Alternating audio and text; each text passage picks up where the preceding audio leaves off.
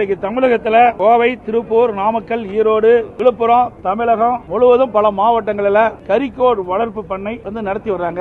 இதில் சுமார் 40,000 விவசாயிகள் கறிக்கோழி வளர்ப்பு பணியில் ஈடுபட்டிருக்கிறாங்க. இதுல சுமார் 5 லட்சம் பேர் தொழிலாளர்கள் பணியாற்றி வருகிறார். இது ஒரு முக்கிய தொழிலாக கருதப்படுகிறது. கறிக்கோழி விற்கும் நிறுவனங்கள் ஒப்பந்த அடிப்படையில் கோழி வளர்ப்பு தொழில் செய்து வருகிறார்கள். கிலோ ஒன்றுக்கு 6.50 ரூபாய் அவர்களுக்கு வளர்ப்பு கூலியா வழங்கிட்டு இருக்காங்க.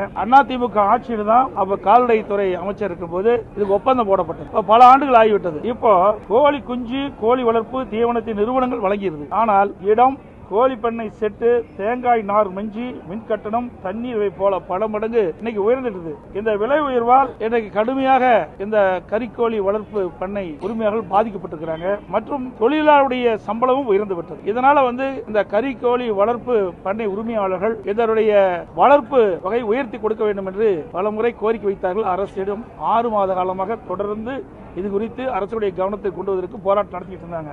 ஆனா அவர்கள் அதை கண்டுகொள்ளவில்லை. அவர்கள் இன்றைக்கு இருக்கின்ற சூழ்நிலைக்கு தக்கவாறு இந்த மின்கட்டண உயர்வு, தொழிலாளருடைய சம்பள உயர்வு, இப்படி பல வகையிலும் இந்த கோழி வளர்ப்பு பண்ணையில் இருக்கின்ற இந்த உரிமையாளர்கள் கடுமையாக பாதிக்கப்பட்ட காரணத்தினால அதை 6 ரூபா 50 காசிலிருந்து 20 ரூபாயை உயர்த்தி வழங்க வேண்டும் என்று கோரிக்கை வைத்து வந்தார்கள். இது குறித்து அரசுடைய கவனத்துக்கு கொண்டு வந்தாங்க. அரசு 7/1/2026 மற்றும் 21/1/2026 முத்தரப்பு பேச்சுவார்த்தை நடத்தப்படும் என்ற அறிவிப்பை கொடுத்துவிட்டு முத்தரப்பு பேச்சுவார்த்தை நடத்தல, நிராகரிச்சுட்டாங்க. இதில் சுமார் 40,000 விவசாய குடும்பங்கள் இதில் பாதிப்புக்குள்ளாகிறாங்க.